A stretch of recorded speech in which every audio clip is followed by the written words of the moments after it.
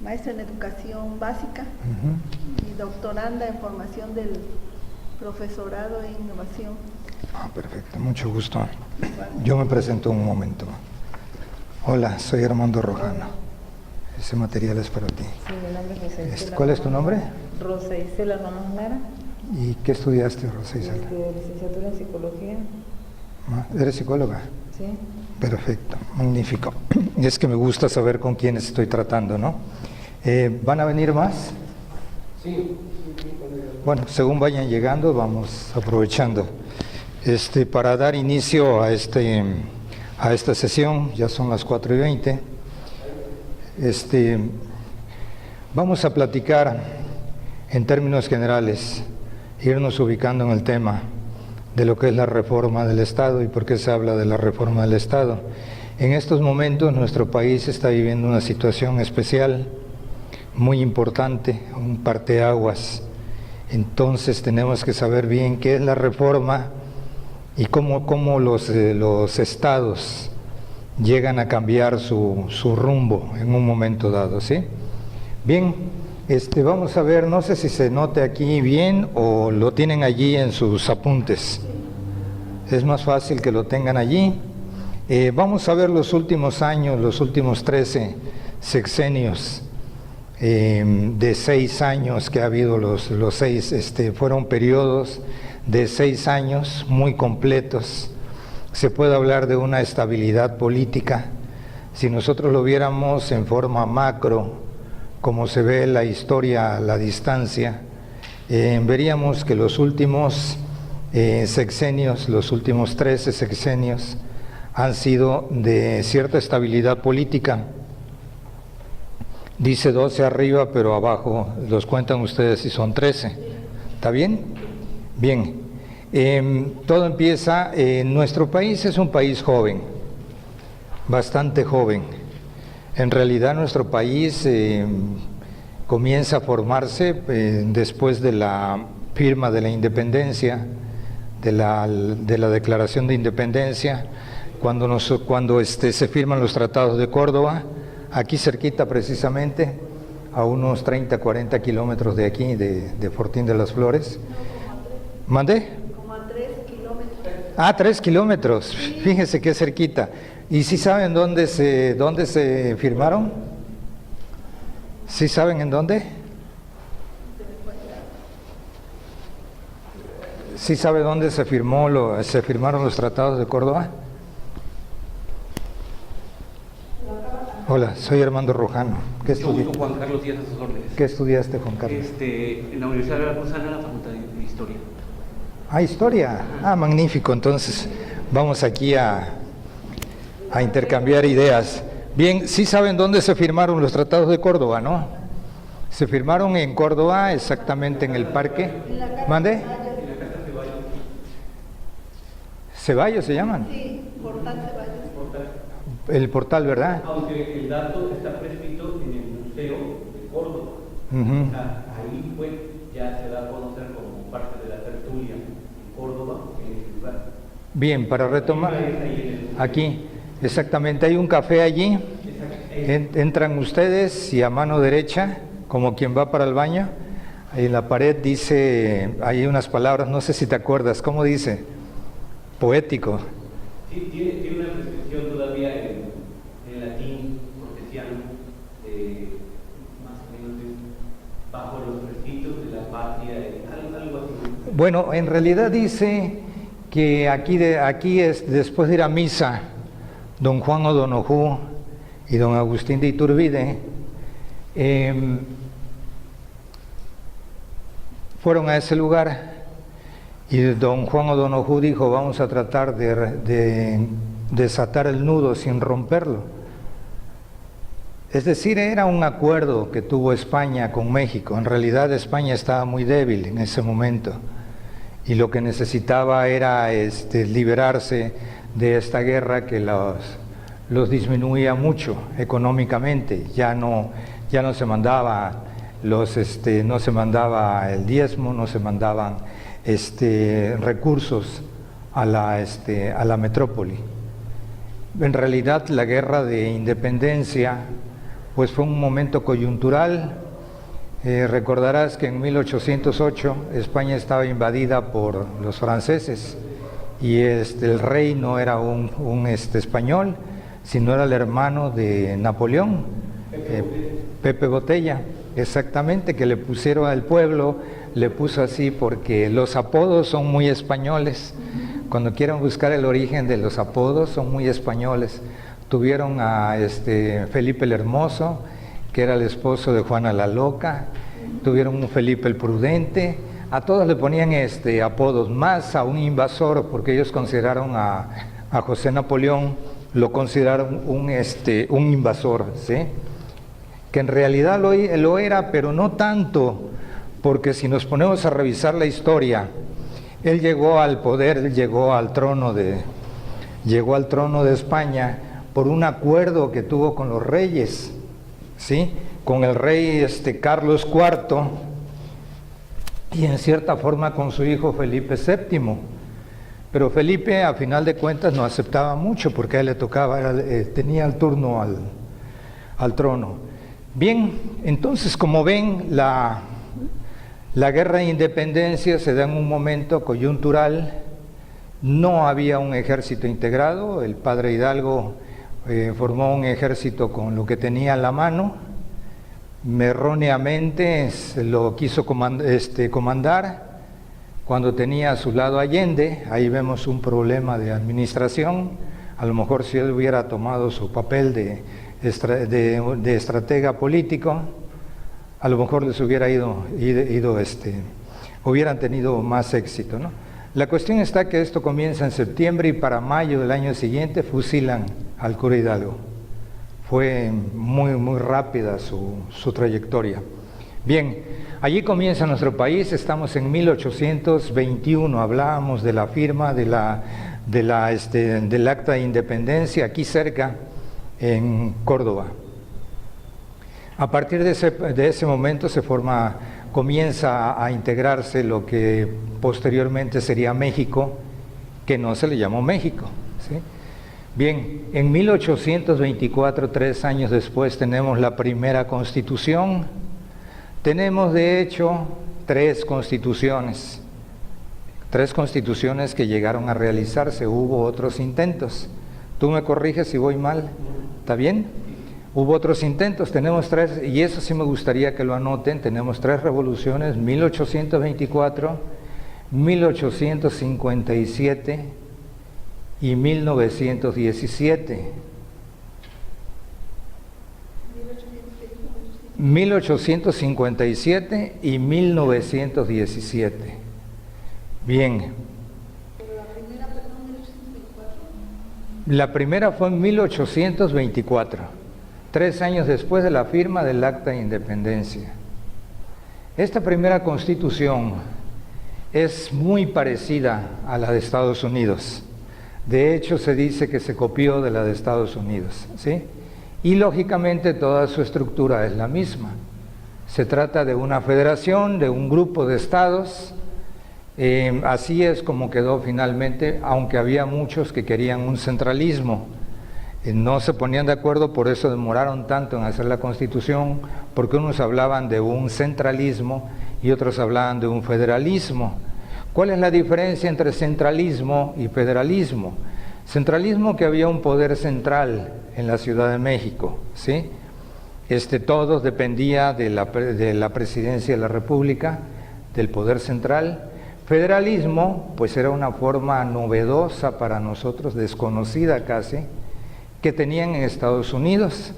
Por esa razón le dieron a nuestro país el nombre de Estados Unidos Mexicanos, que es el que tiene hasta la fecha, que le han querido cambiar. Salinas se lo quiso quitar y Calderón se lo quiso quitar, pero no se puede por razón de que seguimos siendo una federación, Estados Unidos Mexicanos. Es una federación de 32 entidades, 31 estados y un distrito federal que pugna por llegar a ser un estado más de la República. Bien, esa es la forma en que nos constituimos nosotros desde 1824. Las diferencias entre los centralistas y los federalistas continuaron. aunque se firmó, se llevó a efecto la Constitución, centralistas y federalistas siguieron pugnando por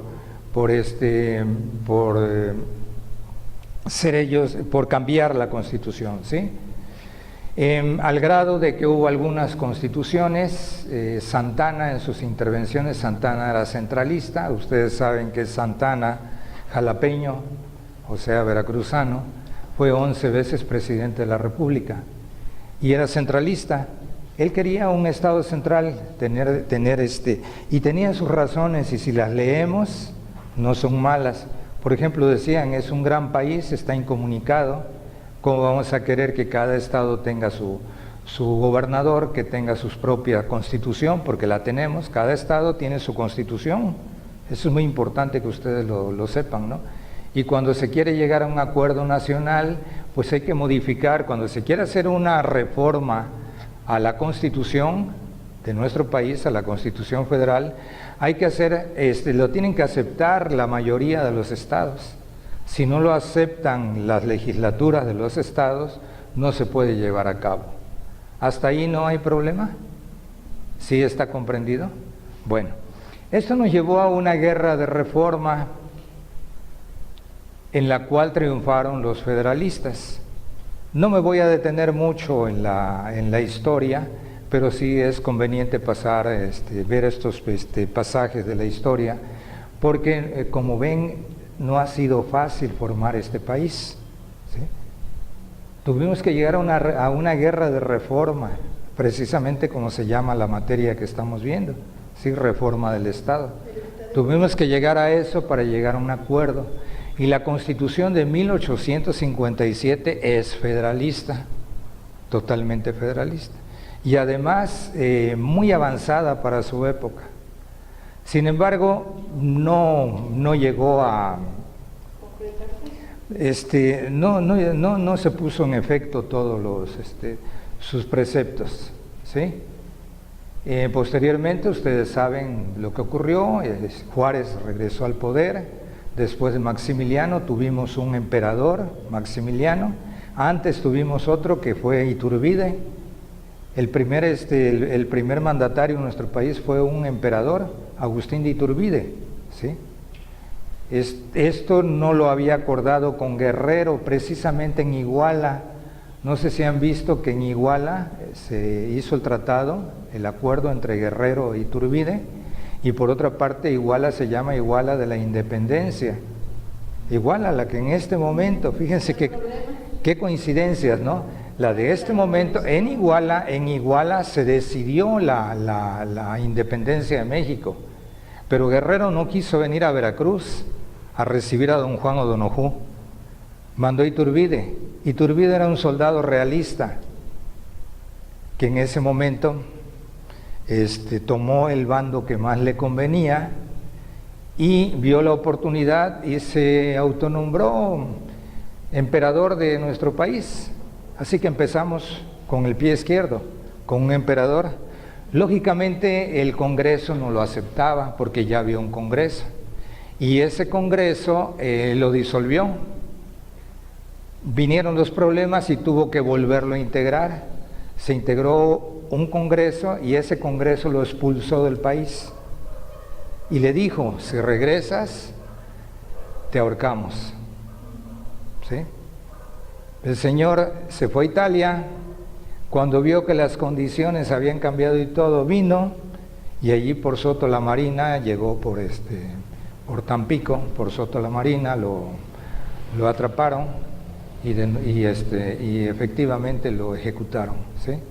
Esa es la triste historia de Iturbide, nuestro primer emperador.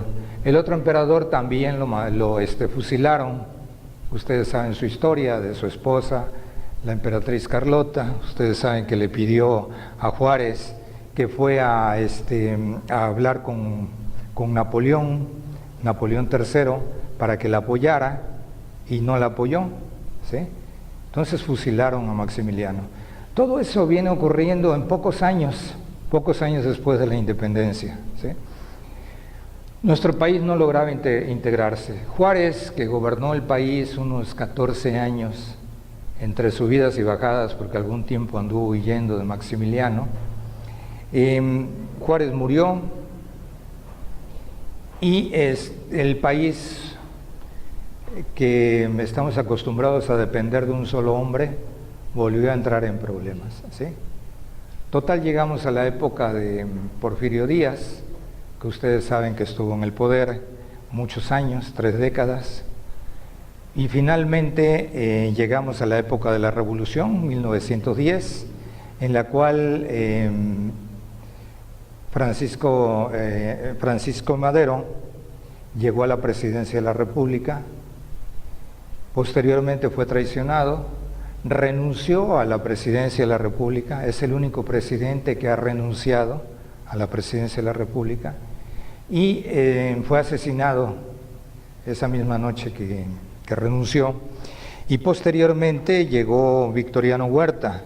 A Victoriano Huerta no lo aceptaron principalmente Estados Unidos, no lo aceptaba nadie a Victoriano Huerta porque sabían que era producto de un golpe de Estado, ¿sí? Y los problemas siguieron en nuestro país. Posteriormente se enfrentaron, Victoriano Huerta decidió renunciar, pocos años después murió, tenía problema también como Pepe Botella, y posteriormente vino don Venustiano Carranza, Villa, Zapata.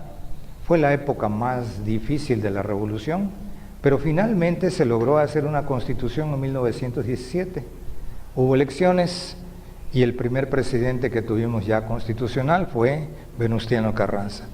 Pero lo mataron al poco tiempo. Y posteriormente vino Obregón, y luego Obregón vino Calles, y Obregón se quiso reelegir y lo mataron también en una forma un poco clara, porque lo mató supuestamente un anarquista, ¿sí? Una especie de anarquista, un tipo que supuestamente tenía influencia de la Iglesia Católica, de los cristeros que ya empezaban.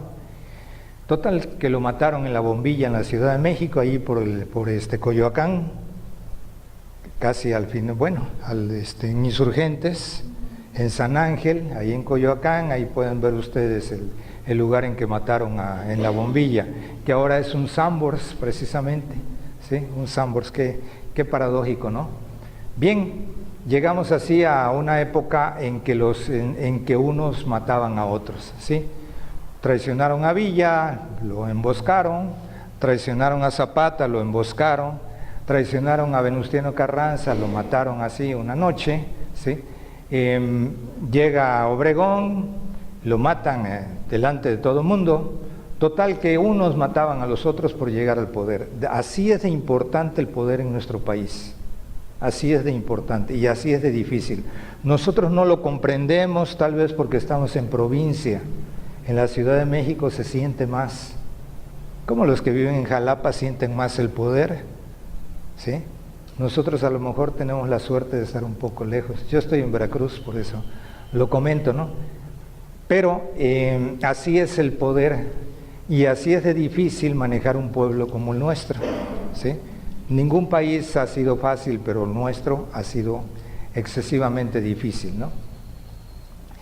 Total, llegamos a la época de Calles.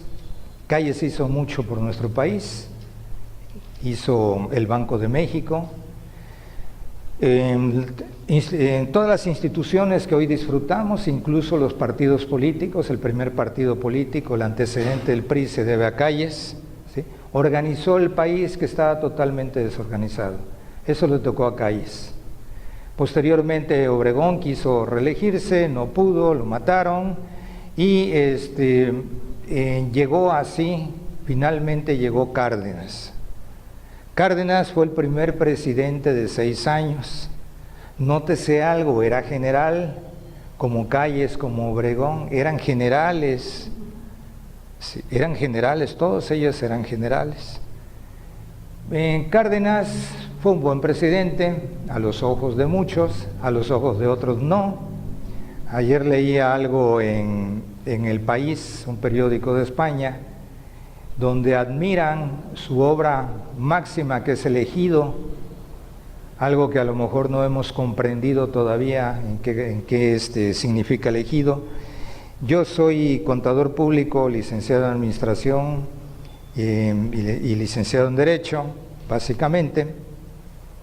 Escribo en un periódico, no sé si lo pueda decir, sí, ¿verdad? Que se puede decir, el dictamen en Veracruz desde hace poco tiempo, unos 26 años, más o menos. Escribo todos los días, tengo que andar buscando información. Entonces me llamó mucho la atención que en el país de ayer admiran el Ejido.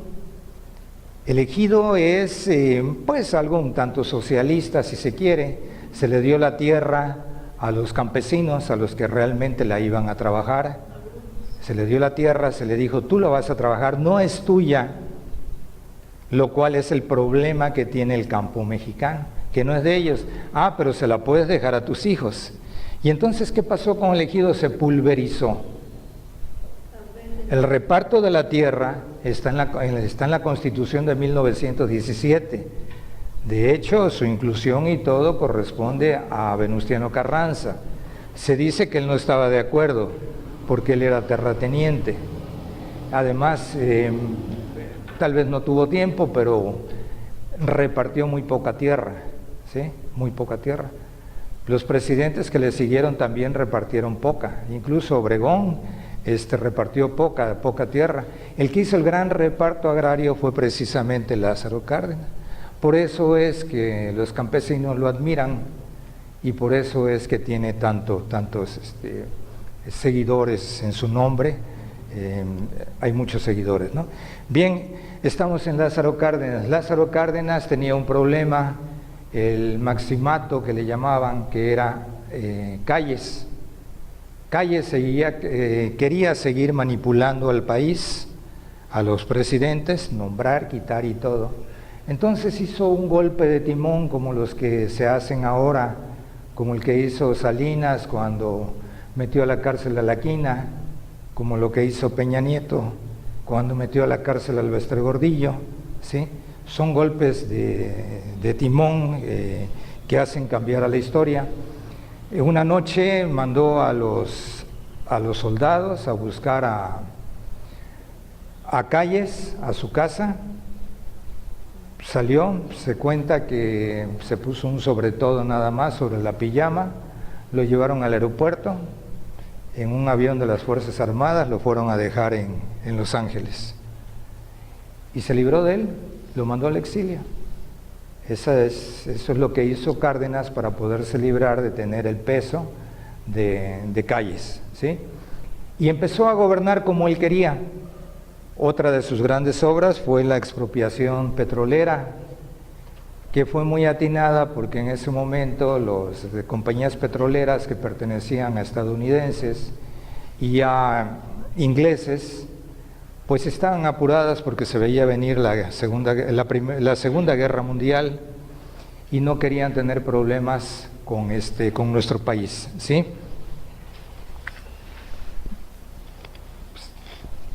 ¿A ella también o no? ¿A ella no? ¿Por qué? Mira, te discrimina tu mami, ¿sí? Bien, entonces les comentaba, estamos en Lázaro Cárdenas, hizo el Ejido fue bueno en su momento, pero al paso del tiempo fue pulverizando la tierra. Ustedes lo ven aquí, ustedes aquí tienen caña, ¿no es cierto?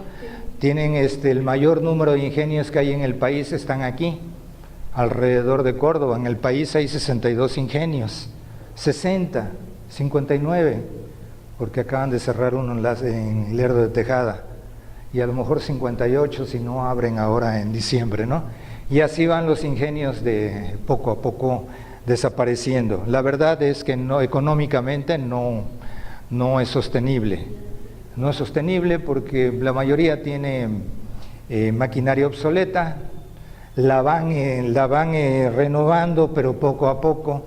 Acabo de ver un ingenio en Veracruz, en Cardel, el Modelo se llama, tiene unos tachos preciosos que ya no requieren la mano del hombre, solitas hacen el azúcar, ¿sí? Ya ven que los tacheros, ustedes sí saben lo que son los tacheros, ¿no? Por aquí, son los que cocinan el azúcar, Bueno, pues allá en el modelo ya no hace falta la mano de obra, ¿sí? Hay mucha mano de obra excesiva. El sindicato azucarero es un sindicato nacional, tiene un contrato ley, no un contrato colectivo. Un contrato ley es el que cubre todos los, a todo el país, no por una industria en particular. Entonces la industria azucarera está tronada propiamente, ¿sí? Por eso es que están cerrando. Necesita una modernización, necesita una reestructuración. El contrato colectivo de trabajo para esta época ya no es adecuado, ¿sí? Hay que cambiarlo. Bien, les comentaba entonces que Cárdenas se pulverizó la tierra por el ejido, ¿sí? Y hay otro problema peor que pocos han visto. En el exterior consideran que el campesino mexicano está subsidiado por el gobierno, porque la tierra no es de él. Desde ese punto de vista, el gobierno le da la tierra. Y otro problema peor, no sé si se han dado cuenta que no hay bancos agrarios. Existe una financiera rural, pero ya casi presta a pequeños propietarios, a los ejidatarios no. ¿Por qué? Porque los ejidatarios no tienen ninguna garantía. La mejor garantía es la tierra, ¿sí? Por esa razón nuestro campo no ha dado los rendimientos adecuados. Y otra cuestión de carácter práctico. Un ejidatario tiene 4 hijos, reparte la parcela.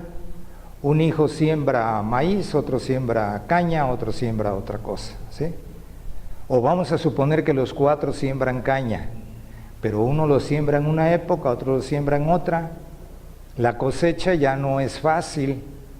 ¿Por qué? Porque no van a mandar ustedes la alzadora a una parcela, luego a otra y luego a otra, ¿sí?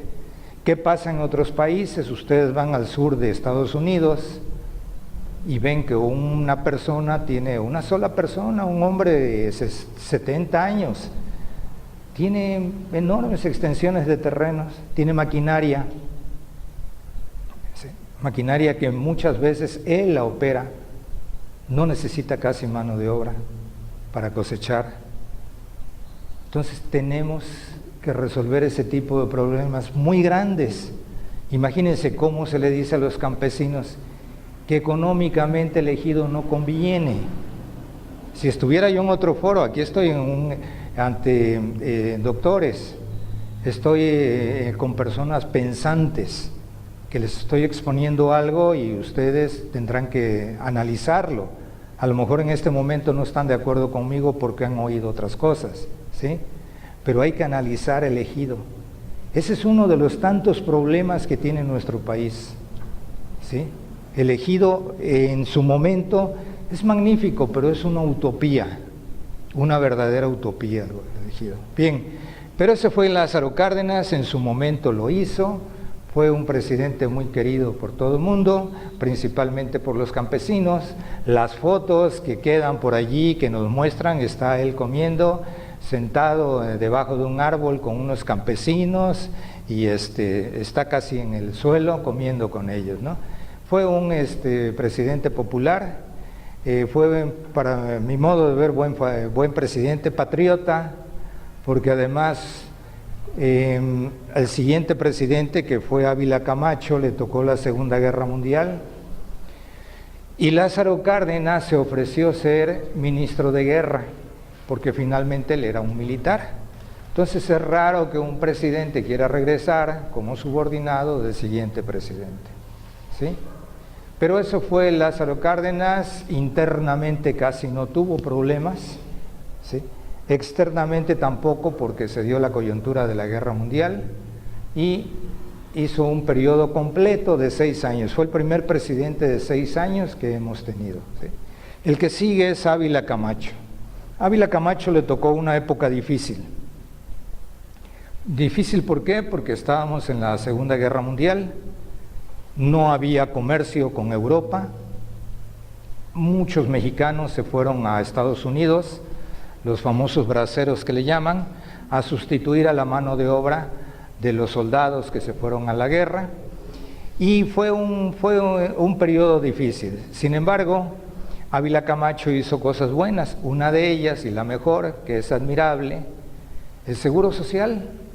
A él se debe el Seguro Social, que es una obra magna. A lo mejor no la vemos, a lo mejor sabemos que sus servicios no es lo mejor que queremos, pero ¿saben qué? Es el único sistema a nivel mundial que funciona todavía. Lo tuvieron Alemania, lo tuvieron Francia, lo tuvo Inglaterra y tronaron, ¿sí? En realidad es el único sistema que más o menos funciona. Se hacen esfuerzos y todo. Sí sabemos que el contrato colectivo de trabajo de los trabajadores del seguro tienen muchas canonjías. Sabemos también que son muchos, son 400,000 trabajadores. Sabemos que le pagan muy mal a los médicos. Un especialista gana 12, 13,000 pesos al mes. Les digo para que no metan a estudiar medicina a sus hijos. Son 5 años de carrera. Uno de servicio, de verdad servicio, porque lo mandan a algún rancho, uno de internado, luego tiene que pasar un examen entre 25,000, que quedan 2,000 para el ENAR, que le llaman, el examen nacional, y finalmente tiene que estar 4 años en el Seguro Social, haciendo guardias de 48 horas o de 72 horas sin dormir, ¿sí? Y si es cirujano, imagínense un cirujano que esté operando. Pero son cuestiones que deberían componerse internamente. El sistema en sí, como lo planearon, está bien. La forma en que planearon sus cuotas y todo es magnífico. ¿Qué es el Seguro Social? El Seguro Social es una subrogación de servicios que se hace al patrón.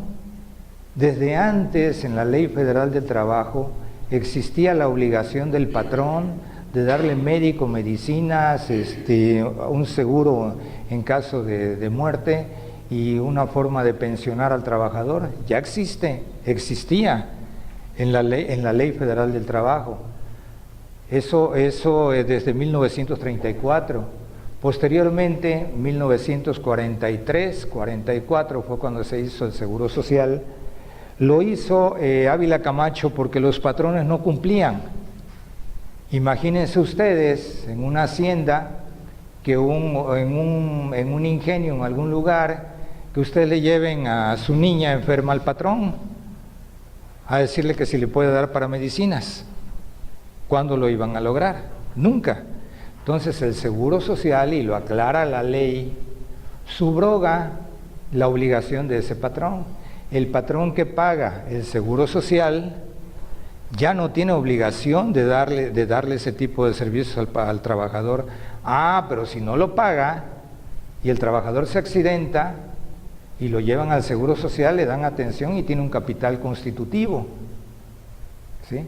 Que ni es capital ni tiene nada de constitutivo, en realidad es una multota que le pone el seguro.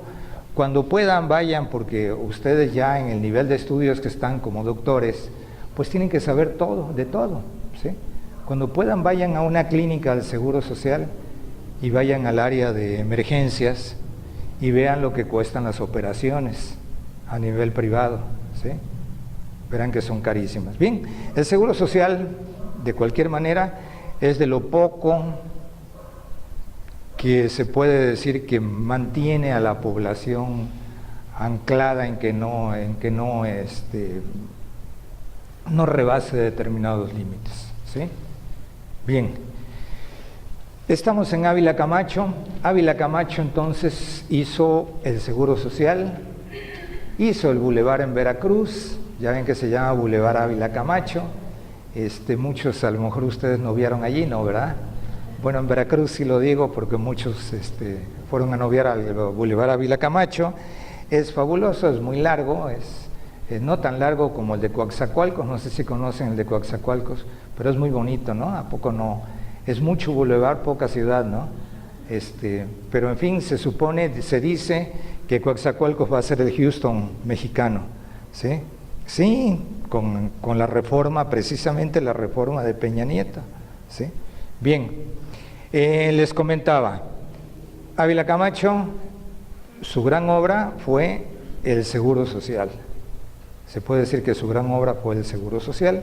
Mantuvo las cosas en paz, no hubo grandes problemas, los trabajadores pues no tuvieron problema con él, y tuvo el tino, porque los presidentes en México nombran a sus sucesores de alguna manera, tuvo el tino de nombrar a un presidente civil, que se acabaran los militares. Con él fue el último presidente militar. Esto no lo registran los libros, ¿sí?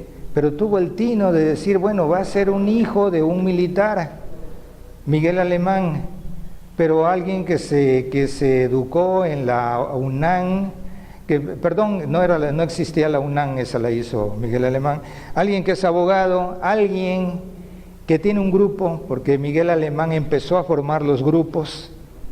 Él tenía ya su grupo político, Miguel Alemán, le presentó algo estructurado a Ávila Camacho, y por esa razón quedó de presidente de la República Miguel Alemán, un civil.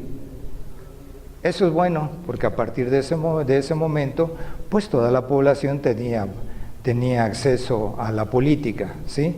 Antes no nada más los militares. Estábamos viviendo un periodo posterior a la revolución, ¿sí?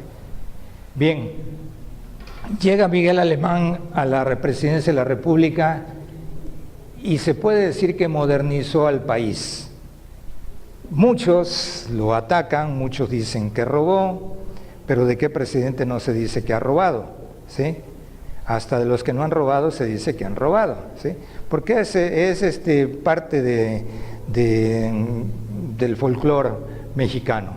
Miguel Alemán modernizó el país, hizo la UNAM, la ciudad universitaria, se hizo la Torre Latinoamericana en aquella época, hizo en Veracruz lo que llamamos el Banco de México, que ya no es banco ni de México, es de Pemex, y Pemex se dice que se lo va a pasar a la Marina.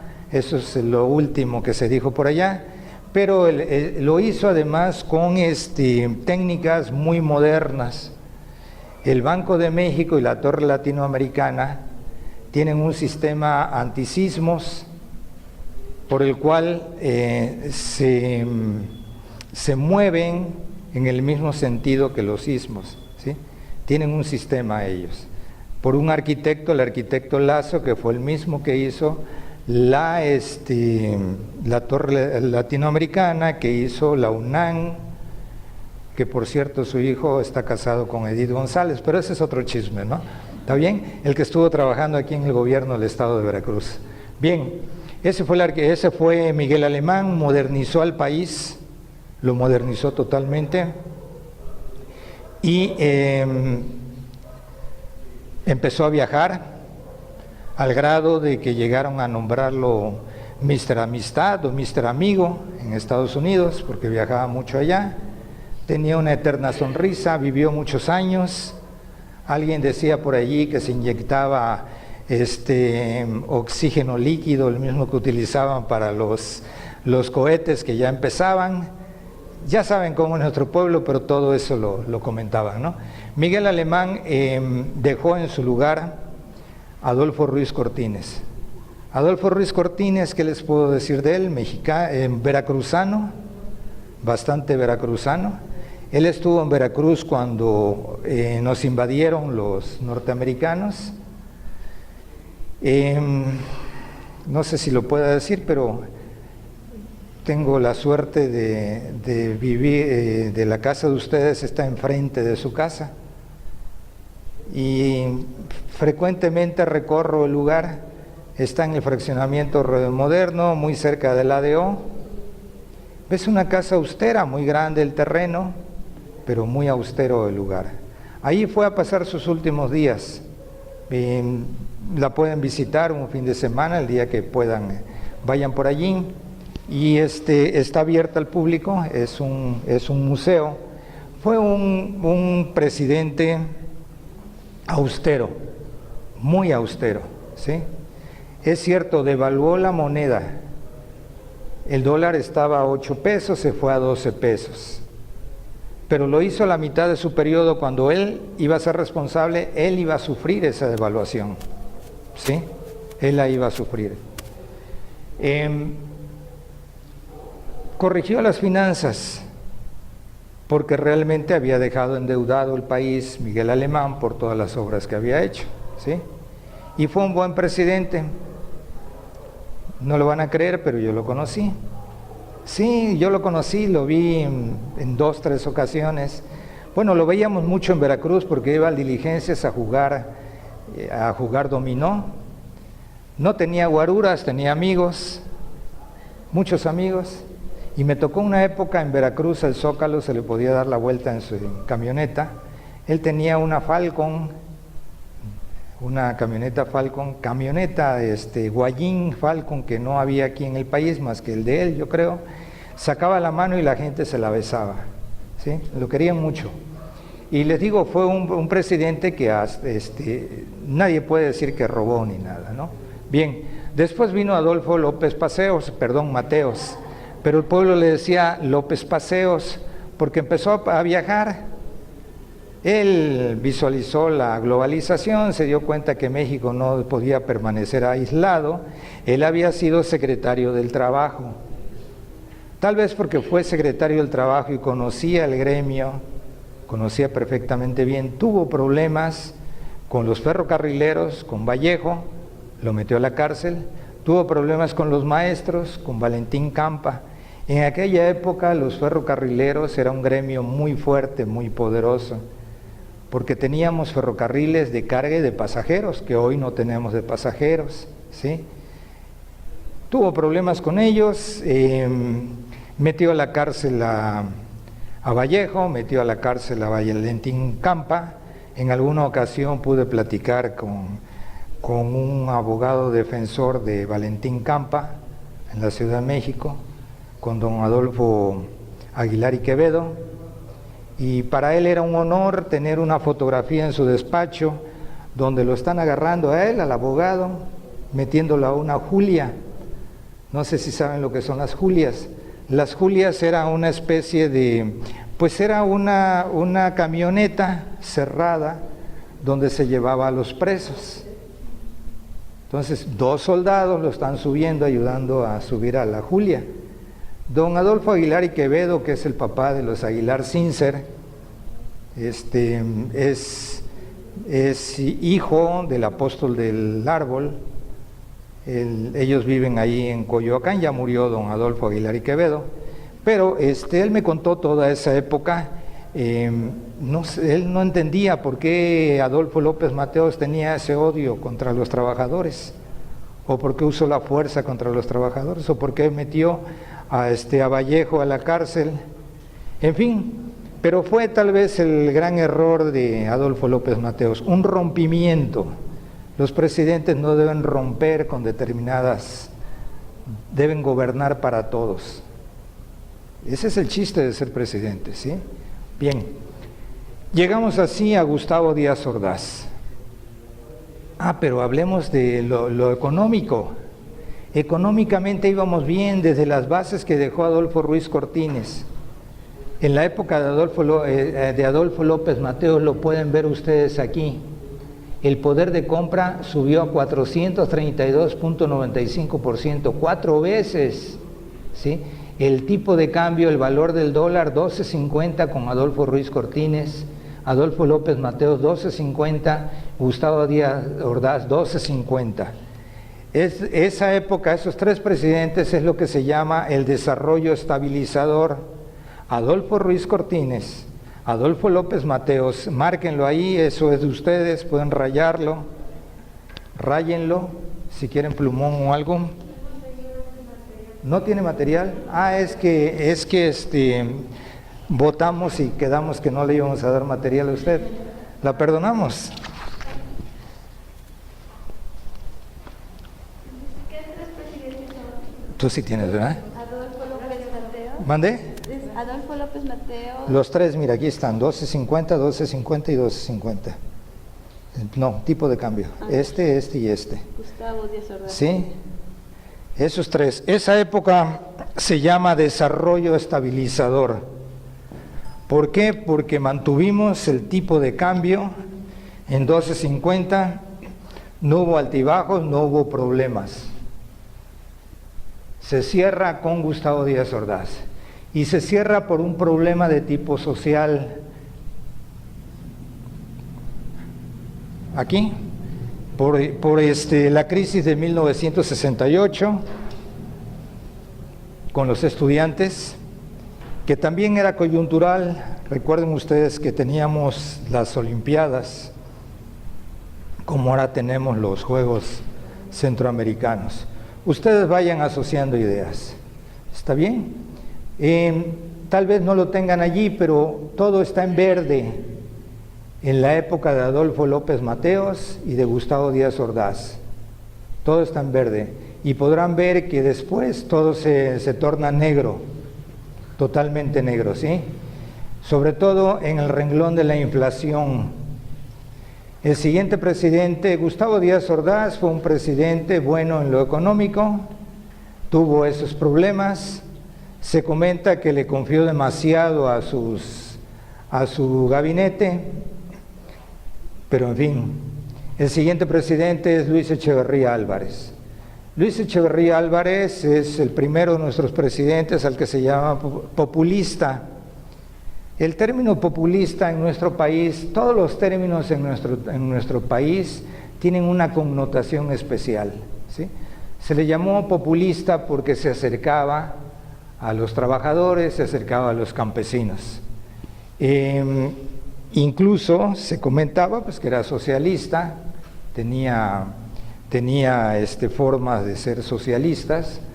Por otro lado, su esposa no pidió que no le dijeran la primera dama, sino la compañera. Ella hacía labor social a través de los DIF, como en que estamos ahora en este momento, y promovía los huertos familiares. Echeverría le tocó una inflación. La inflación es el aumento en los precios, en el nivel de los precios, por encima del nivel de los salarios. Le tocó una carrera inflacionaria muy fuerte, subían los salarios, él lo subía y daba el 10% a los trabajadores que ganaban poco, el 20% a los que ganaban regular y el 30% a los que ganaban muy poco, ¿sí? Perdón, al 10% a los que ganaban mucho, el 20% a los que ganaban regular y el 30% a los que ganaban poco. Él esperaba que con este sistema los salarios se iban a ir tomando un nivel adecuado. ¿Está bien? ¿Hasta ahí no hay problema? Bien, a él le tocó ya un periodo inflacionario, no lo había habido hasta Gustavo Díaz Ordaz. Pero, ¿cuál fue el problema? Pues realmente el problema fue que él no tenía una gran simpatía con la clase empresarial, con la iniciativa privada que le llamaban en aquella época, ¿sí? Por el tipo de medidas que tomaba. Creó el Infonavit, lo cual es algo bueno también. Muchos trabajadores no tendrían una casa si no fuera por el Infonavit, ¿sí? Creó el Fonacot también. Como ven, a lo largo los presidentes han ido haciendo su labor, ¿sí? Pero no controló la economía. El país empezó a endeudarse. Gustavo Díaz Ordaz dejó una deuda de 4,000 millones de dólares. Echeverría subió la deuda a 20,000 millones de dólares. Pero López Portillo la hizo subir a 80,000 millones de dólares, ¿sí? Probablemente lo peor que pudo haber hecho Echeverría es dejar de presidente a López Portillo. Ya ven que no he hablado mal de los presidentes, ¿no? Hasta este momento. Bueno, de López Portillo lo único que les puedo decir es que era frívolo. Y un presidente frívolo, pues nos imaginamos a Calígula, nos imaginamos a Nerón, a tipos que no les interesa su país. Gobernó dejándole casi que su gente hiciera lo que quisiera. Alguien le dijo, un director de Pemex, que era bastante soñador, Díaz Serrano, le dijo que había grandes reservas de petróleo. Efectivamente las había, pero ¿cómo sacarlas, no? Sacarlas costaba. Y empezaron a invertir y a pedir dinero prestado. Pidieron y pidieron y pidieron.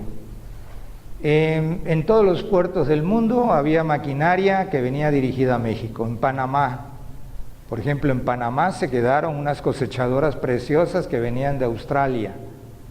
Ya no hubo para comprarlas. Ahí se quedaron, ya no hubo para sacarlas, se quedaron detenidas en Panamá.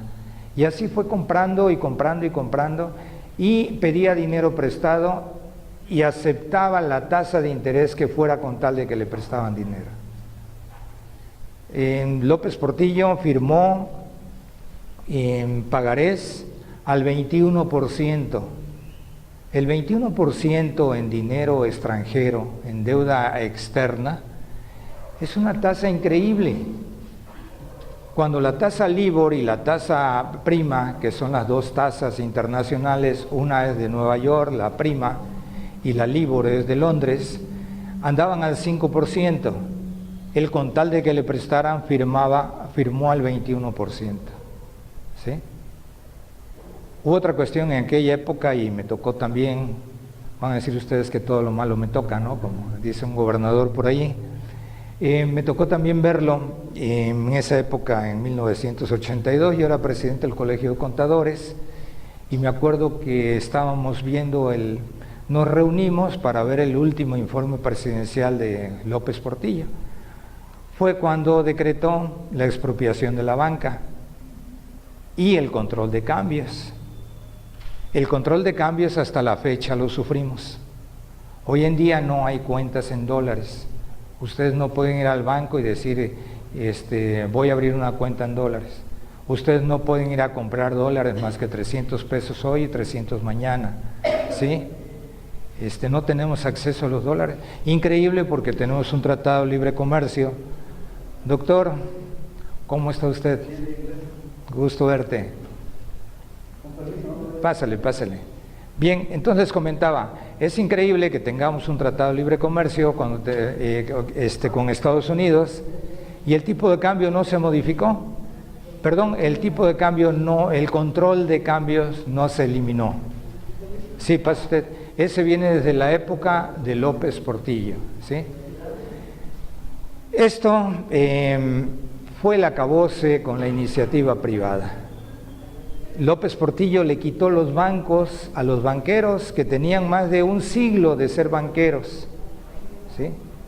Los culpó de la crisis que sufría el país, los culpó de la devaluación. No sé si recuerdan o han visto por allí que él dijo que iba a defender el peso como un perro. No lo logró, ¿sí?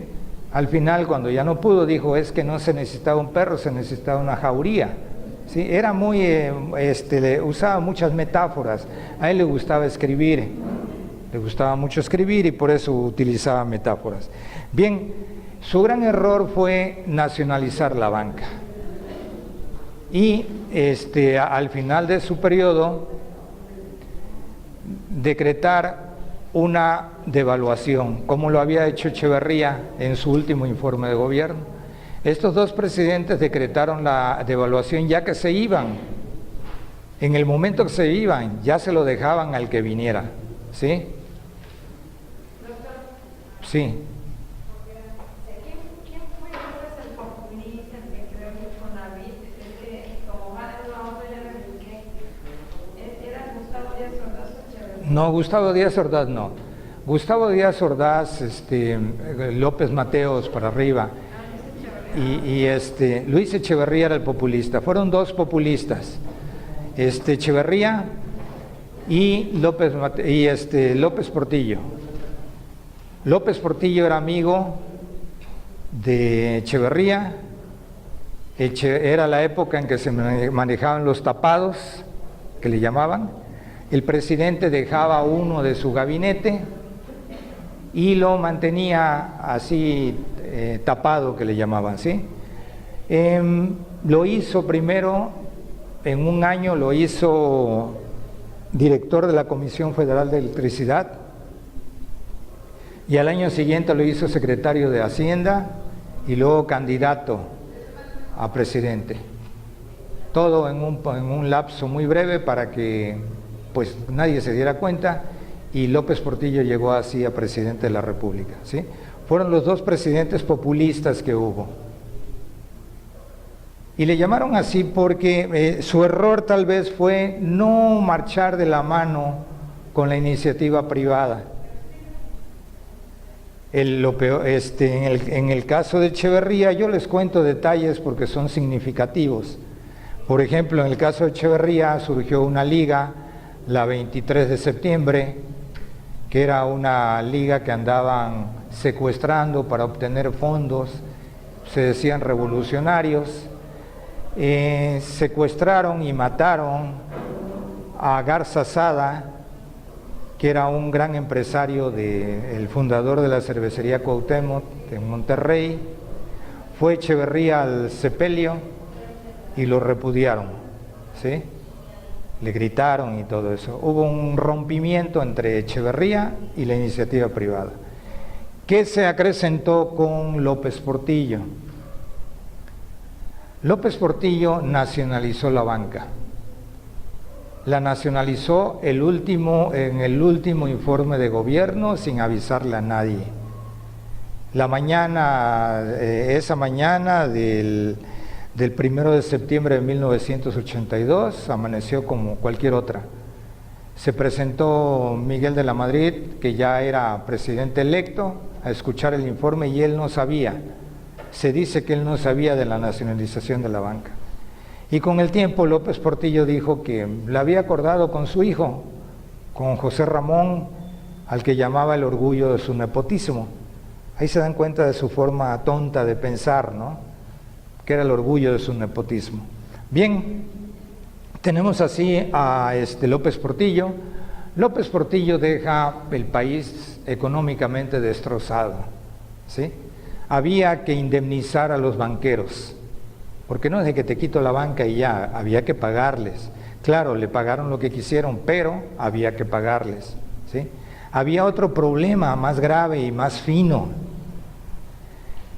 Los residentes de Estados Unidos, viendo que aquí la inflación era muy alta y por lo tanto los intereses eran muy altos, los retired, los pensionados en Estados Unidos, les dio por venir a vivir a México, comprar propiedades, invertir aquí en México, ganaban mucho.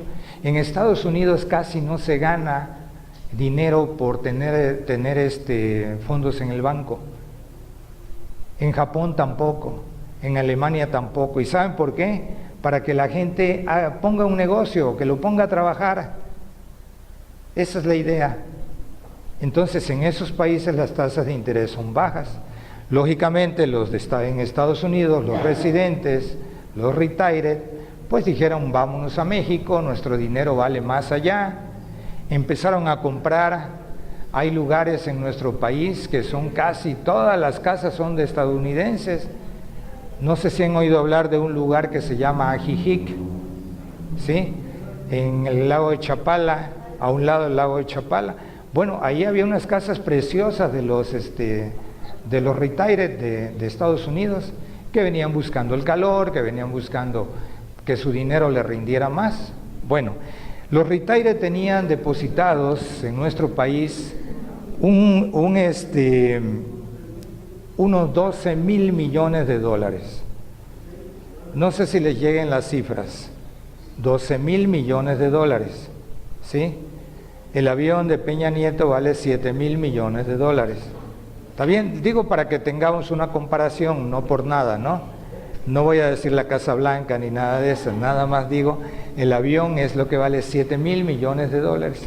12,000 millones de dólares es mucho dinero.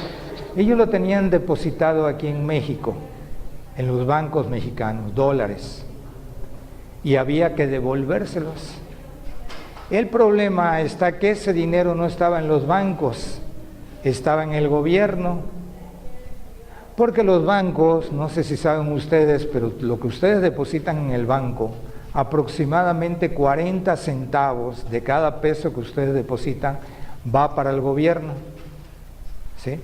Por eso el gobierno no le preocupa que los bancos sean HSBC, Hong Kong, Shanghai, Bank Company, ¿sí? Santander Español, Banamex, El Colmo, Banco de México, ¿sí? No es de México, es del Citibank, ¿sí? Es de Estados Unidos. El único banco es el Banco Fuerte de México, que ahora ya lo dirige Carlos Hanron, ¿sí? Bien, pero esos son detalles que dicen los periódicos. Yo no sé por qué son así los periódicos, ¿no? Y yo lo repito. Bien, les comentaba, el problema fue de cada peso, eso es en todo el mundo, no crean que aquí en México, se llama encaje legal, así se llama. Aquí en México le llaman depósito proporcional obligatorio. Ya ven que aquí en México todo lo cambiamos. Para ponerlo bonito le pusieron depósito proporcional obligatorio. Consiste en esto: usted es mexicana, lleva un peso al banco, el banco le da 40 centavos al gobierno para sus gastos, para todo.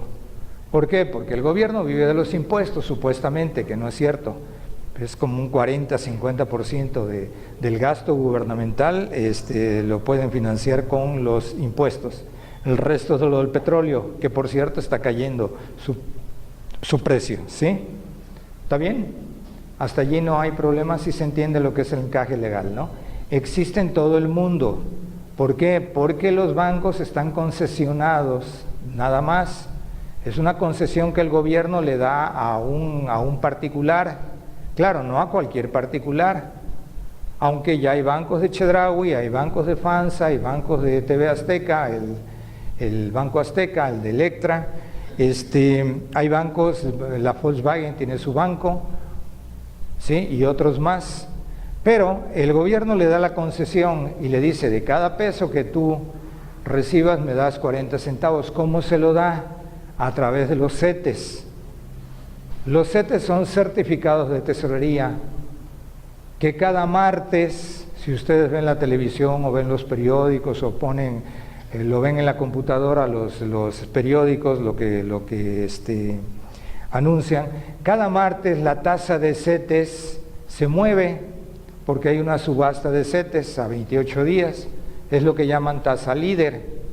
Esa tasa líder sirve para saber cuánto es el interés, cuánto cuesta el dinero en nuestro país. El dinero es una mercancía como cualquier otra, tiene un costo. En este momento, hoy,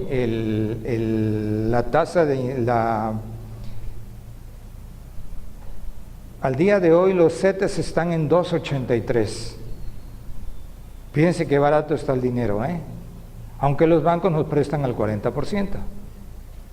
¿Sí? Nos prestan al 40% porque va implícito el riesgo de no recuperarlo.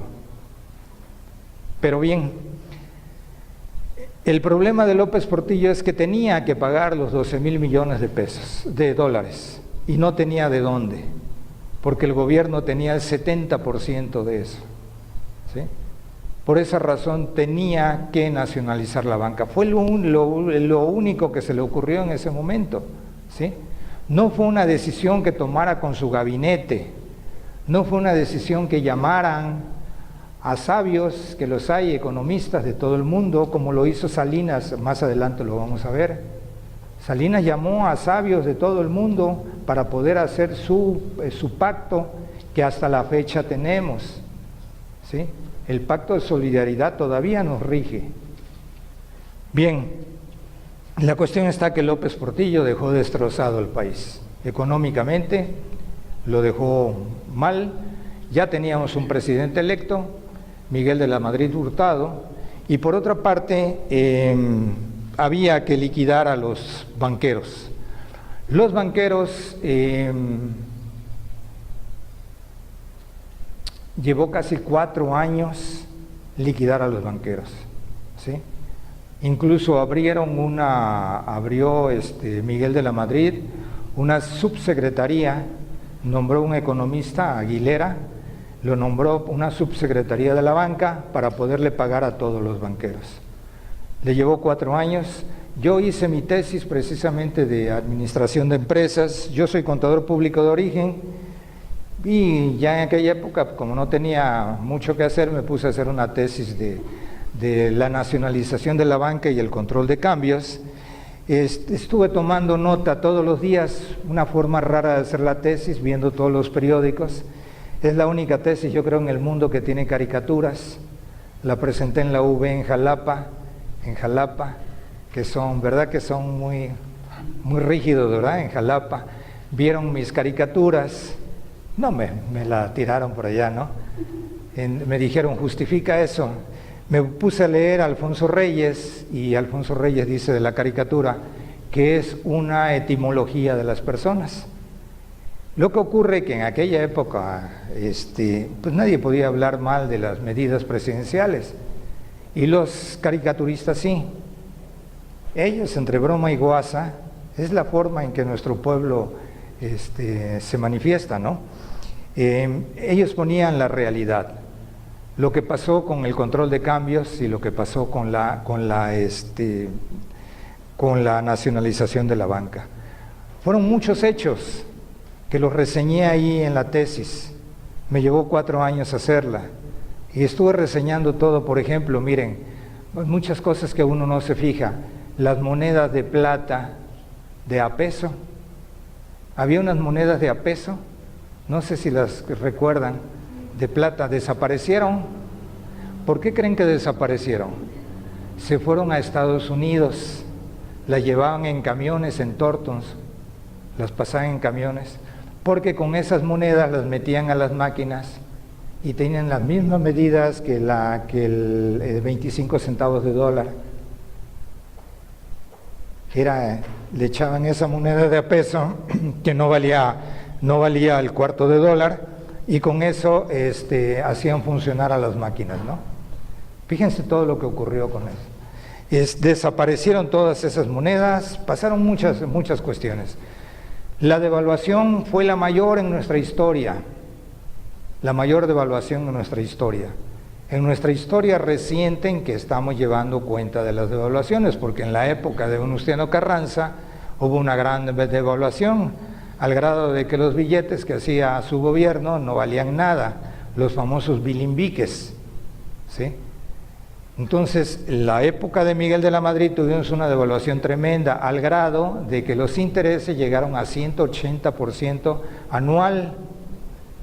Eso significa que ustedes metían, en un mes era el 15%. La gente metía dinero al banco para ganar el 15%. Mensual, ¿eh? La inflación, el 2.83 que les dije hace un momento de los CETES, es anual, ¿sí? Bueno, aquí la devaluación anual fue, devaluación anual fue del 180% la tasa de interés, y 160% la inflación con Miguel de la Madrid. En el año 1987. A finales de 1987 cerramos con esa devaluación, y con una devaluación de un 3000% y 160% de inflación y 180% de tasa de interés. En economía, les comento para ustedes, ¿no hay ningún economista aquí?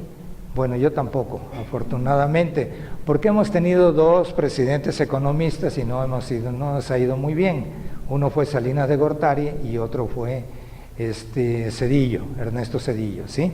Bien, posteriormente les comentaba, cierra en el ejercicio de 1987 Miguel de la Madrid su penúltimo año de gobierno, y decide propiamente entregarle el gobierno a Carlos Salinas de Gortari, un año antes de que saliera. Van a decir que en todos lados estoy, que me parezco a San Martín de Porres, ¿no? Que aparezco en todas partes, pero me tocó la suerte de ir a una conferencia, a una magna conferencia. Me invitaron a la Ciudad de México el 28 de febrero de 1988, donde se dio a conocer el pacto que hasta la fecha nos rige. Fue una serie de conferencias que, si no me creen, la próxima semana les traigo la invitación y todo, donde estuvo Rüdiger Dorbusch del Instituto Tecnológico Massachusetts, Alan Sanguines, estuvo gente de Harvard. Alan Sanguines era del Fondo Monetario Internacional. Ellos habían hecho planes de choque en Brasil, en Israel. El plan de choque se hace por lo siguiente: cuando sube mucho la inflación, cuando el tipo de cambio se descontrola y las tasas de interés también, ¿sí?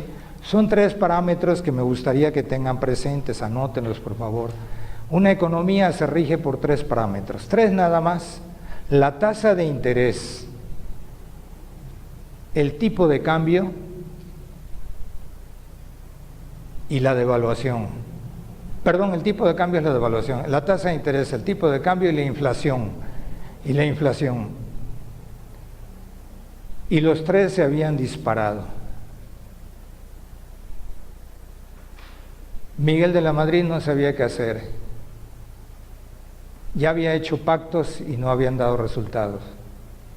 Llamó a una serie de sabios reconocidos en todo el mundo, el principal de ellos Rüdiger Dorbusch, y determinaron hacer un plan de choque. ¿Qué es un plan de choque? Se le dice a todo el mundo: a ver, empresarios, no suban el precio de sus mercancías. Trabajadores, no pidan aumentos que rebasen la inflación estimada. Esto fue en 1988. Y hasta la fecha a los trabajadores no se les sube más del 4%, que es más o menos el promedio en que anda la inflación. Como ven, todo está dirigido. Nosotros no sabemos quiénes manejan nuestras vidas, pero sí se puede saber a través del estudio, ¿sí? Y al gobierno se le dijo: tampoco subas los servicios que tú prestas, como la gasolina, que es un monopolio del Estado, como la energía eléctrica, ¿sí? A partir de ese momento, ese año, la inflación bajó al 51%, de un 160% al 51%, pues es bajó más de 2/3 partes. Hasta allí no hay problema, ¿sí me están entendiendo? ¿Sí? ¿Mande? ¿Cómo? No, que la economía se rige por 3 parámetros, la palabra. Muy bien, esa es hasta Miguel de la Madrid. Miguel de la Madrid se dice que fue un presidente gris, fue un presidente que no pudo hacer mucho. Les comentaba, 4 años estuvo resolviendo lo que no había podido hacer López Portillo, lo que le había dejado López Portillo, y el último año decide pasarle la estafeta a Salinas de Gortari. A partir de ese momento, Salinas de Gortari con su equipo se hace cargo de la economía. En aquella reunión que fue en el Hotel Nico en la Ciudad de México, en el Paseo de la Reforma, allá por el norte, casi donde termina el paseo, estuvo presente, uno de ellos fue Pedro Aspe. Yo empezaba a escribir en el dictamen, fui invitado por el presidente nacional del Colegio de Economistas, Ángel Aceves Saucedo, y hice la reseña. Iba yo tomando nota de todo lo que decían. De algunos nos daban una copia estenográfica, que las conservo todavía. Otros, como Rüdiger Dorbusch, fue con una hojita como esa que les estoy dando, ¿sí? Como esa que les estoy dando, y ahí traía la inflación de muchos países. Les hablo de 1988, no había computadoras como ahora. pero el tipo lo traía al día, se lo mandaban del Instituto Tecnológico Massachusetts diariamente.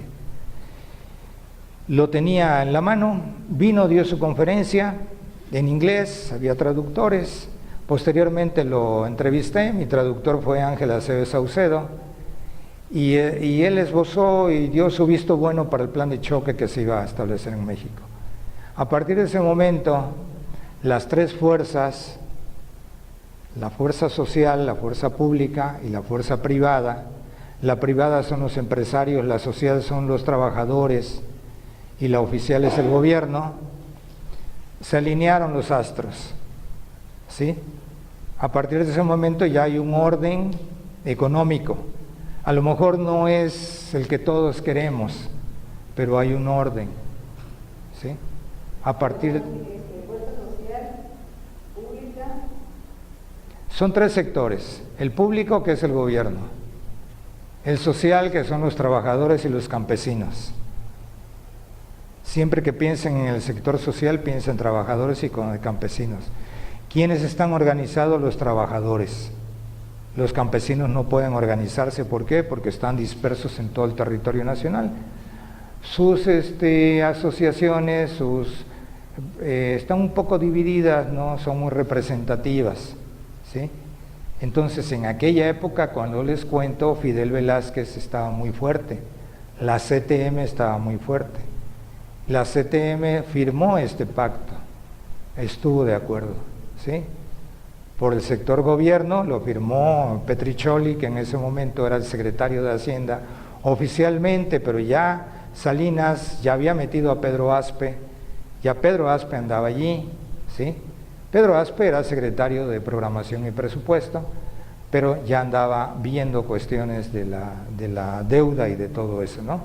Estuvieron todos allí, todos estuvieron allí. El único que no llegó, lógicamente, era Salinas, porque no podía aparecer, él era presidente electo ya, pero mandó a Pedro Aspe, estuvo Petricholi, estuvo Zedillo. Por cierto, Zedillo tenía, de toda la lista de participantes, era el último, y era representante de México en el Fondo Monetario Internacional. Ni sabía lo que iba a ocurrir con el tiempo, ¿no? Ni sabíamos que iba a llegar a presidente, ni se nos ocurría. Por otra razón, y lo digo de una vez, pues porque Zedillo era del Poli, es del Poli. Zedillo es el único presidente del Poli. El Poli es nuevo, el Poli lo creó Lázaro Cárdenas, y todos los presidentes habían sido de la UNAM. Todo eso hay que tomarlo en cuenta, ¿sí? En algún momento, si él llega a gobernador, que es probable, ¿a quiénes vas a jalar? Pues a los que estamos aquí, ¿no es cierto? ¿Por qué? Pues porque nos conoces. Yo espero, ¿no? Que sí, espero que me eches un telefonazo o algo. ¿Te acuerdas, que te lo dije? Ok, así ocurría, eran equipos. Les comenté desde el principio que Miguel Alemán fue el primero que integró un equipo. Tenía su equipo. Llegan con un equipo. Ese es el problema luego de cuando alguien no llega con equipo. ¿Qué fue lo que le pasó a Zedillo? Llegó sin equipo, ¿sí? Debes tener un equipo político y un equipo financiero. A final de cuentas, eso es lo más importante en la vida, el poder y el dinero, ¿sí? Porque hay quien tiene dinero y se lo quita al que tenga poder, ¿no? Si tienes las dos cosas, poder y dinero, ya la hiciste, ¿sí?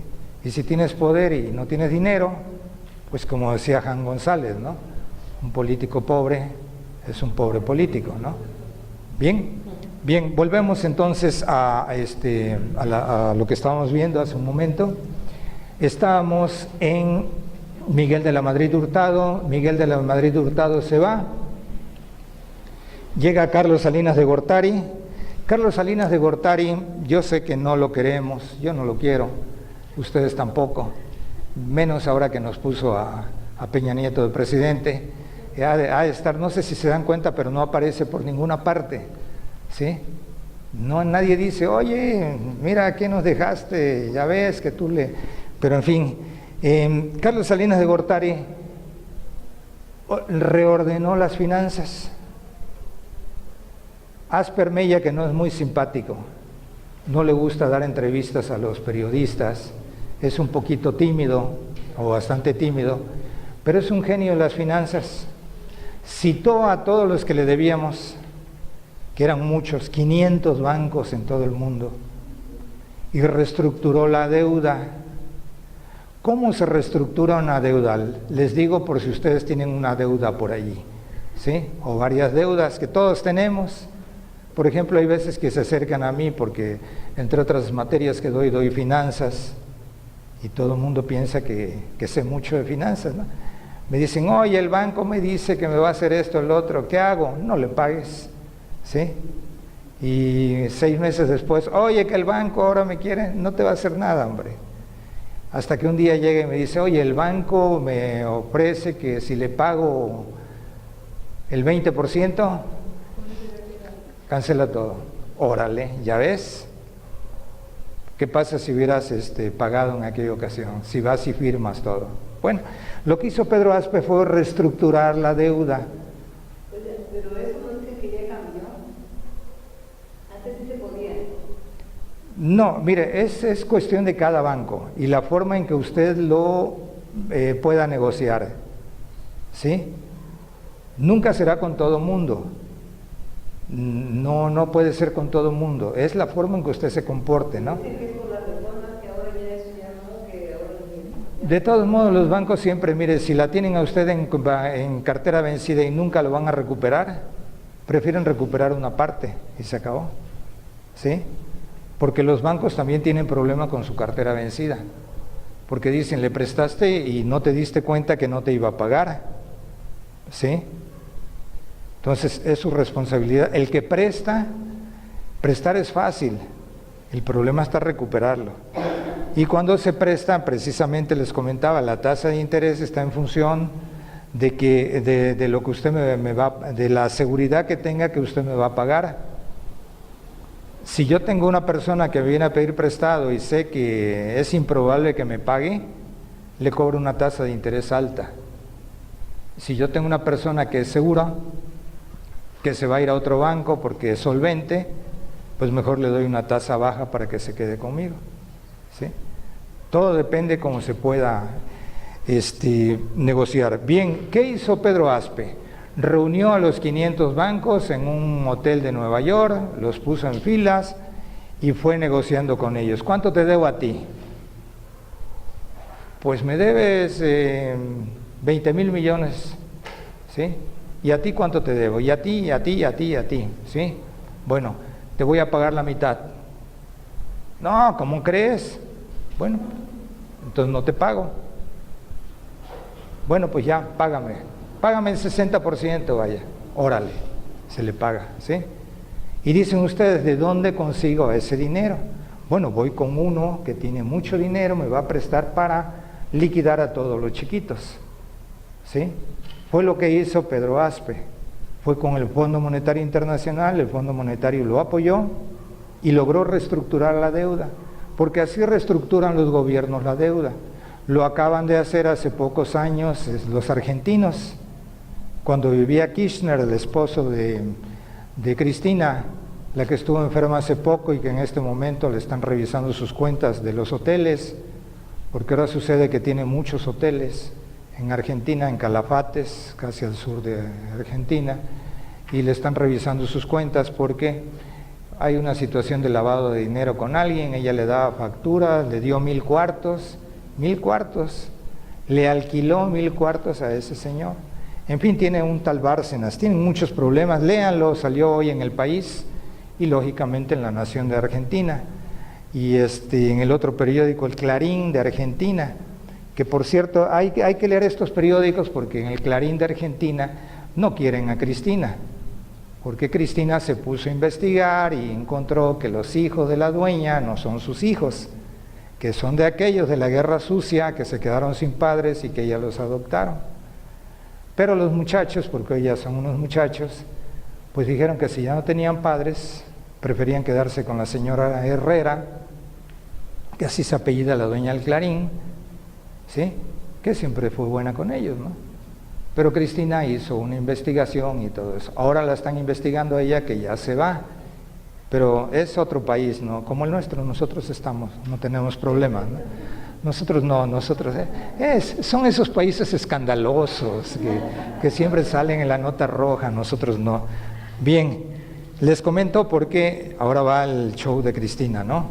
Bien, Carlos Salinas de Gortari hizo muchas cosas. Si ustedes ven las leyes financieras, verán que todas comienzan Carlos Salinas de Gortari, ¿sí? El Honorable Congreso de la Unión me envió esta ley y por lo tanto yo la promulgo, ¿sí? Todo lo financiero de nuestro país, la ley de instituciones de crédito, la ley del Banco de México, todas esas leyes las reformó, ya que estamos hablando de reforma del Estado. Él reformó todos los aspectos financieros. Carlos Salinas le devolvió a la iniciativa privada los bancos. Pero no se los dio a sus dueños anteriores. Don Manuel Espinosa Iglesias, que era el dueño de Bancomer, le dijo, oye, devuélveme mi banco. No, a usted ya no. Se la voy a dar a Carlos Cabal Peniche, que es un tabasqueño que por ahí anda, ¿sí? Llamó a Carlos, yo oí la plática, no es cierto, eso no lo oí, pero llamó a Carlos Cabal Peniche allá a Tabasco, ¿sí? Y le dice, oye, te vendo un banco. Y Carlos le dijo, no, pues no tengo dinero para comprarle un banco. Tocayo, te estoy diciendo que te vendo un banco. Pues sí, yo te digo que no tengo dinero. Qué bruto eres. Me pagas del mismo dinero del banco. Te estoy dando una caja llena de dinero, de ahí me pagas.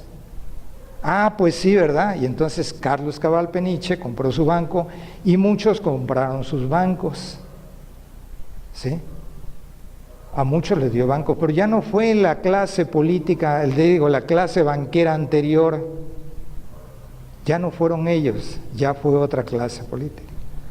Porque no sé si saben que cuando López Portillo decretó la nacionalización de la banca y el control de cambios, lo hizo a las 2 de la tarde, a las 2 en punto de la tarde del 1 de septiembre de 1988. En Veracruz había un magnate que acaba de morir hace poco, Valentín Ruiz, no sé si han oído hablar de él. Bueno, Valentín Ruiz es dueño de lo que se llama Costa de Oro, es dueño del Hotel Fiesta Americana, era dueño de la cervecería primero de la Moctezuma, luego tuvo problemas con ellos y se pasó a la Corona. Pero Valentín Ruiz es el hombre más rico probablemente del estado, o era el hombre más rico, acaba de morir hace poco. Toda su familia son empresarios. Valentín tenía un banco, el Banco Capitalizador, que ya no hay bancos capitalizadores en nuestro país. Un banco capitalizador era un banquito en el que ustedes depositaban, una especie de banco de ahorro, ¿sí? Y le prestaban poquito. Ustedes ahorraban poquito, les prestaban poquito, pero servía para la gente, ¿no? Él tenía un banco, nada más no tenía sucursales ni nada, lo tenía en Veracruz, en la calle de Zaragoza. Cuando oyó eso, fue a su banco, ya estaba el ejército, ya no lo dejaron entrar a su banco. Les quitaron los bancos. Eso fue un jueves, ese día fue jueves. El viernes no abrieron los bancos, el sábado tampoco, lógicamente, domingo tampoco. El lunes ya aparecieron los bancos con nuevos directores. Todos los directores eran políticos, todos, ¿sí? Quitaron a los directores anteriores y nombraron políticos. Lógicamente los políticos, ¿a quiénes les prestaban? Pues a los políticos, a su gente, ¿sí? ¿Y cómo les prestaron? Sin garantías. Y posteriormente, ¿qué ocurrió? Pues que nadie le pagó a los bancos tenían una cartera vencida muy alta, y se formó el FOBAPROA, que le tocó a Zedillo, y el IPAP, que es como se llama ahora, ya le cambiaron el nombre, ¿está bien? Pero ahí hubo un gran fraude que nunca se quiso profundizar porque los bancos no podían recuperar porque no tenían garantías, se dio el dinero sin garantía. Bien, son cuestiones que van quedando ahí.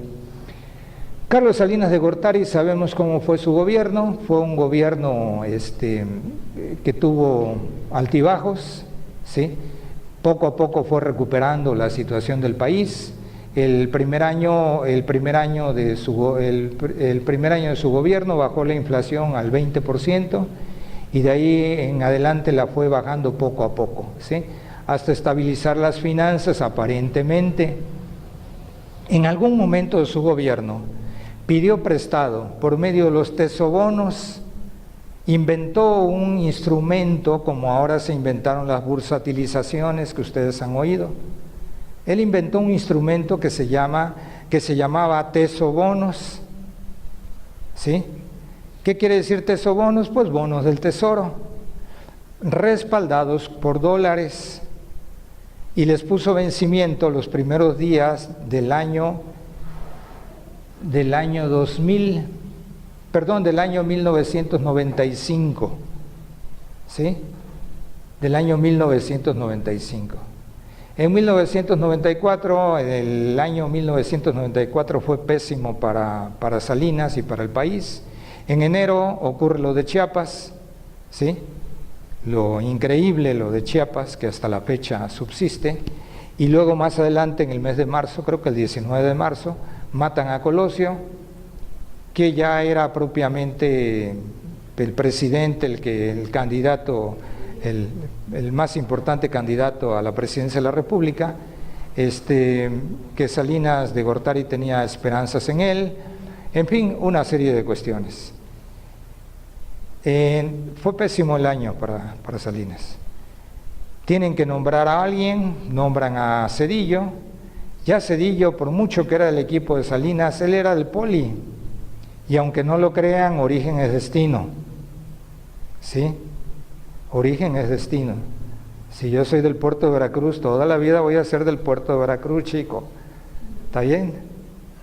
Si yo soy de Jalapa, toda la vida voy a ser jalapeño. Bueno, pues en el caso él era del Poli, el primero que llegaba del Poli, con otro tipo de ideas diferentes, con otro grupo que tuvo que formar así. Muchos no eran ya de su confianza absoluta. Y Ernesto Zedillo pues llevó el gobierno como pudo, políticamente no hizo las alianzas, no amarró como debiera, ¿sí? No tenía el control que tenían antes, y empezó la política, empezó a fragmentarse, ¿sí? Ya en la época de Salinas ya había habido un presidente panista, un gobernador panista, Rufo, en el norte del país. Ustedes aquí en Córdoba tuvieron a Bernal, que creo que está ahora, ¿no? Sí, el presidente municipal de Córdoba, fue de los primeros presidentes, si no es que el primer presidente municipal del estado de Veracruz, panista, ¿sí? Su mamá es la dueña del Café Ceballos, no sé si viva la señora, pero ella es la dueña del Café Ceballos. Vean cómo todo da vueltas, ¿no? Cómo todo es cíclico. Bien, la cuestión está que Carlos Salinas de Gortari le entrega el gobierno a Ernesto Zedillo, se lo entrega en diciembre de 1994. Ernesto Zedillo le dice a Pedro Aspe: hazte cargo de la Secretaría de Hacienda. Pedro Aspe dice: no, yo no quiero, ¿sí? Por ahí debió empezar a sospechar Zedillo. Entonces nombró al que había hecho el Tratado de Libre Comercio, que había sido secretario de Economía, no me acuerdo porque lo conozco más por el apodo, le dicen el CETES, porque duró 20 días nada más. Los primeros 20 días le llaman los errores hace pocos días apareció de nuevo, pero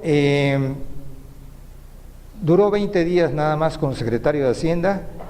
Le achacan a él los errores de diciembre, lo cual es injusto porque él no podía resolver el problema del país en 20 días. El problema eran los tesobonos, ¿sí? Que había un vencimiento en dólares para los primeros meses del año siguiente, y afortunadamente Clinton, el que es muy conocido por una tal Mónica o una cosa así, ¿no? Clinton apoyó a México en esta cuestión y salió adelante, ¿sí? Bien, estamos ahora con Ernesto Zedillo. Ernesto Zedillo, hoy vienen las cuestiones políticas, economía y política van de la mano, ¿sí? Ustedes saben que llega un equipo diferente, el PAN, un partido diferente, ¿sí? Con Fox, en el cual el país puso sus esperanzas, ¿sí? Sin embargo, Fox no cambió nada, siguió trabajando con el mismo esquema del PRI, el mismo esquema. Es muy difícil cambiar en nuestro país, porque ven ustedes, somos una federación, la federación puede cambiar, pero los estados no cambian.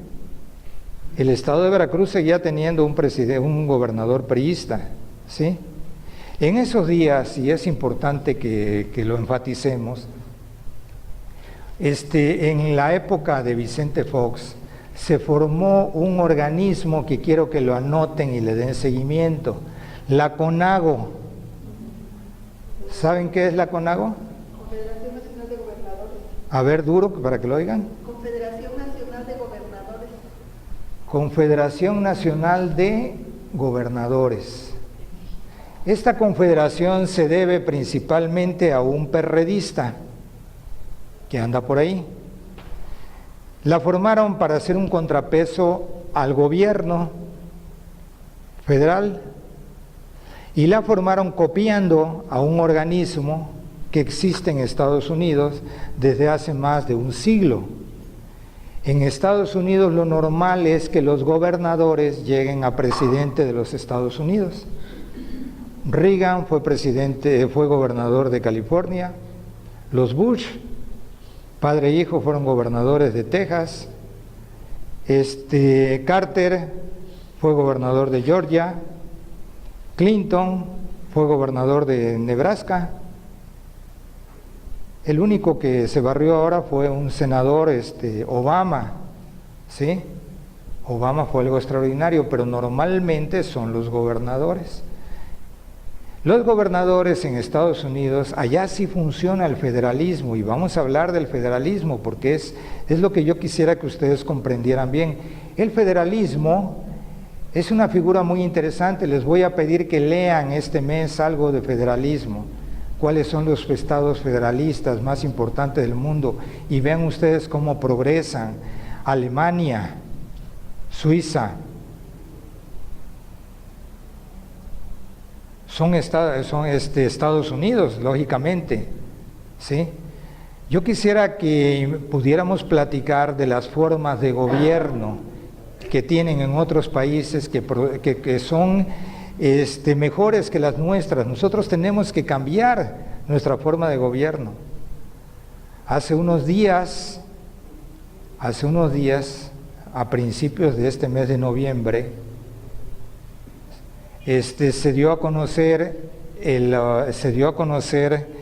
los resultados económicos en Japón. Lleva dos trimestres en que ha caído su economía.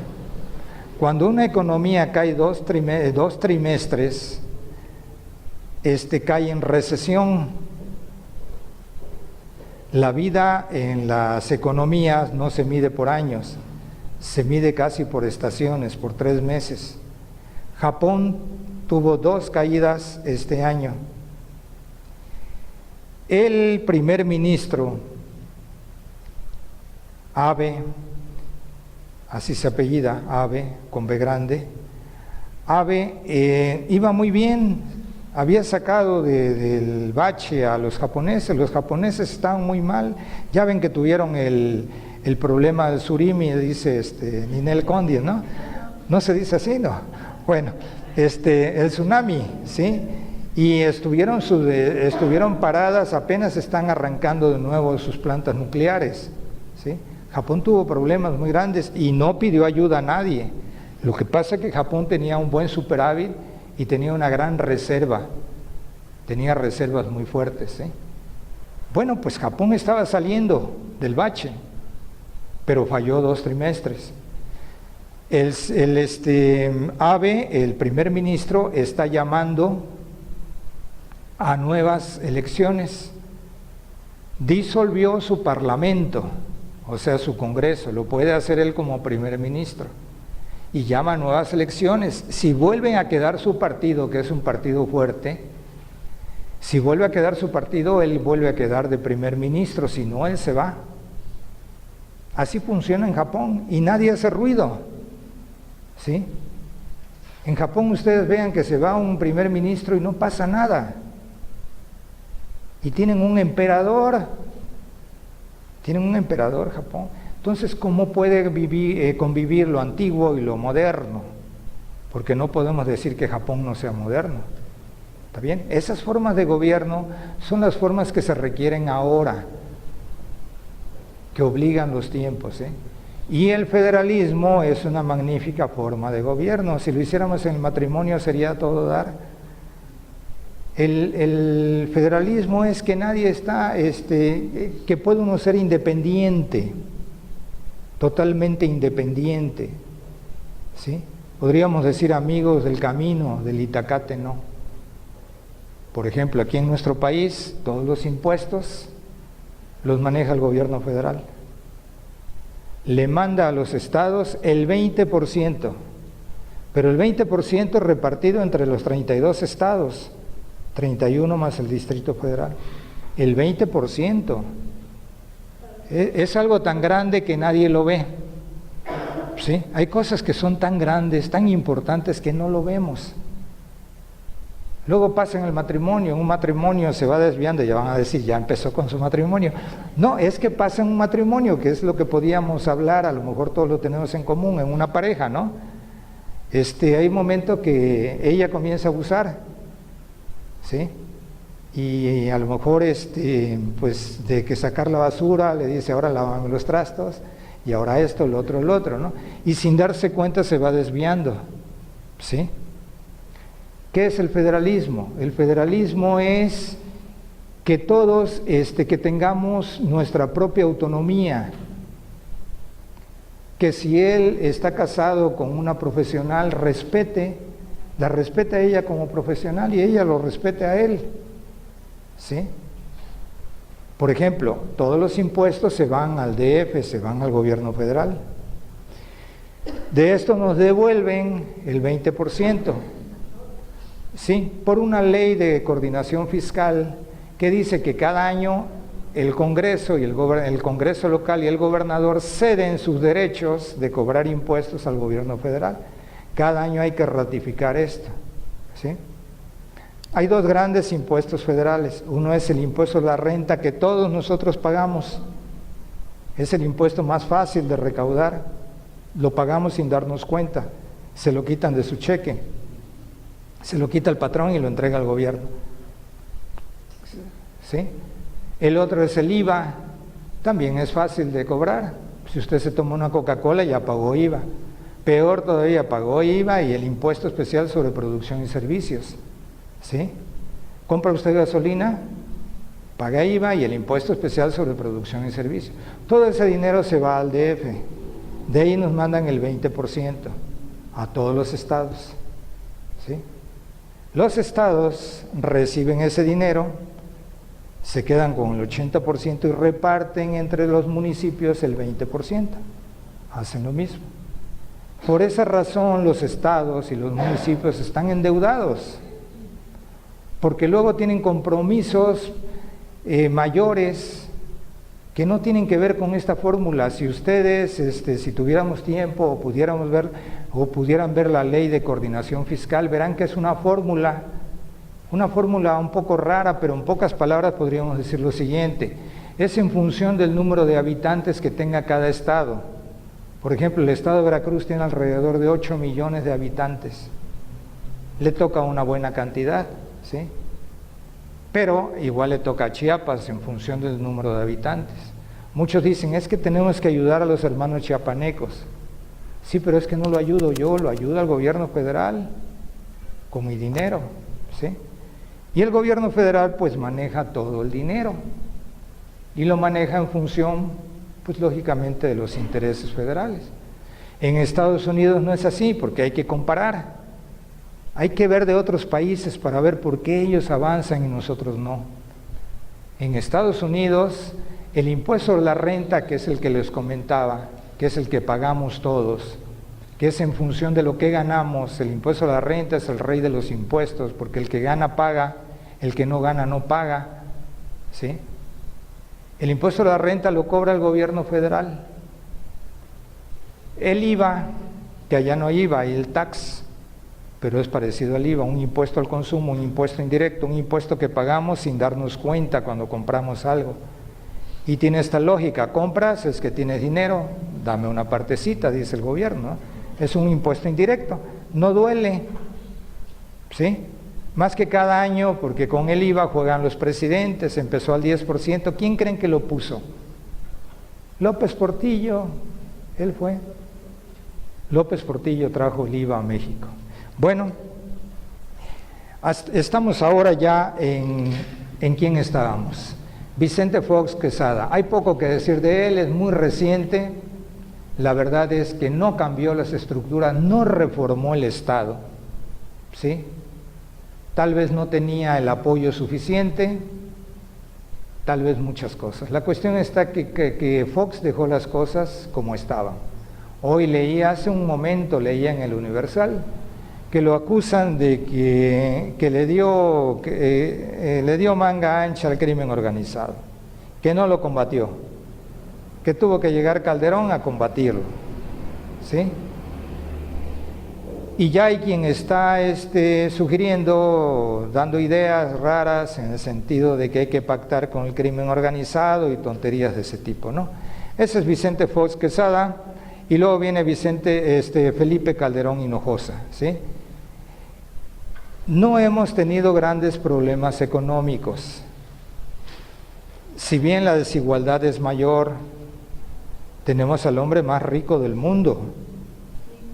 Eso es importante. Por alguna razón tenemos al hombre más rico del mundo. Si nos ponemos a ver de dónde viene la fortuna de Carlos Slim, todo apunta a Carlos Salinas, que le dio Telmex, que le tocó una época en que el Estado se empezó a deshacer de las empresas. En la época de Miguel de la Madrid y de Carlos Salinas, más fuerte en Carlos Salinas, se vendieron 1000 empresas del gobierno federal. Se vendieron a particulares, entre ellas Telmex.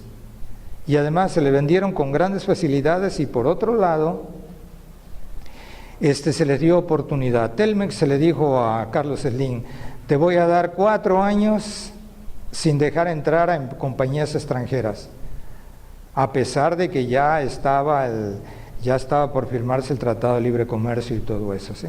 Y hasta la fecha, las redes son propiedad de Carlos Slim, y si ha estado caro el tiempo aire, es precisamente por eso, ¿sí? Porque Carlos Slim se las alquilaba a los otros operadores. Bien, eso precisamente es una de las reformas de Peña Nieto, ¿sí? Es una de las reformas. Las reformas de Peña Nieto, la primera es la educación. La primera es la educación. No se ha podido, pero ahí va, ¿sí? La segunda importante son telecomunicaciones, ¿sí? La otra es la energética, que son reformas importantes que sí no debemos perder de vista, ¿sí?